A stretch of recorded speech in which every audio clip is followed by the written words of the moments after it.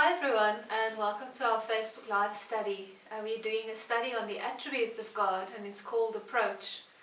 And today our study takes us to an attribute of the goodness of God, which is called His loving kindness. And I want to read a passage for you from Psalm 36, verse 7 to 9. It says, "How precious is your loving kindness, O God! Therefore the children of men put their trust in you, and under the shadow of your wings. They are abundantly satisfied with the fullness of your house, and you give them drink from the river of your pleasures. For with you is the fountain of life, and in your light we see the light." Last week we looked at God's love, and the word that we studied was agape. And agape is the Greek word for godly type of love. It's a sacrificial, unselfish kind of love. Now this word loving kindness in Hebrew is taken from the word chesed, which is the equivalent of agape in Greek. And this word loving kindness is hasteka. Now this word hasteka, the love of God, or the loving kindness of God, is translated in different translations in different ways. Some call it the faithful love of God. Others say that it is the unfailing love of God. And basically what the loving kindness of God is His ability to carry on or fulfill and see through the promise of His love and His faithfulness and His loyalty to His people.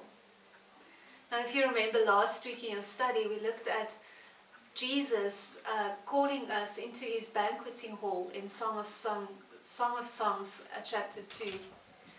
And it was a beautiful picture of God inviting us into His banqueting hall and us sitting under His banner of love, this agape love or this chesed love, this unconditional godly love.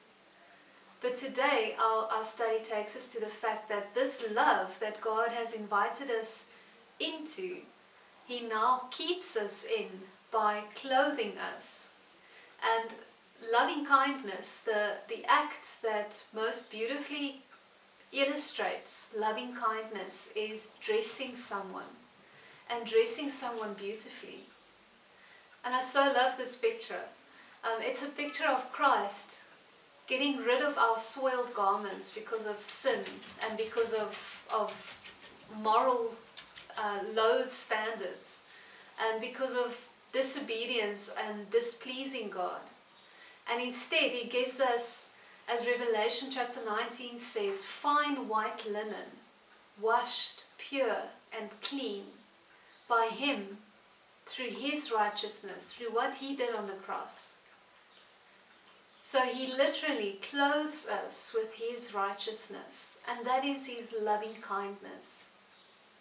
So we can say that the loving kindness of God, or the love of God, invites us into a relationship with Him. But the loving kindness of God keeps us there and dresses us, equips us with everything we need to love Him back and to remain in that love. So enjoy your study this week, and I'll see you again next time.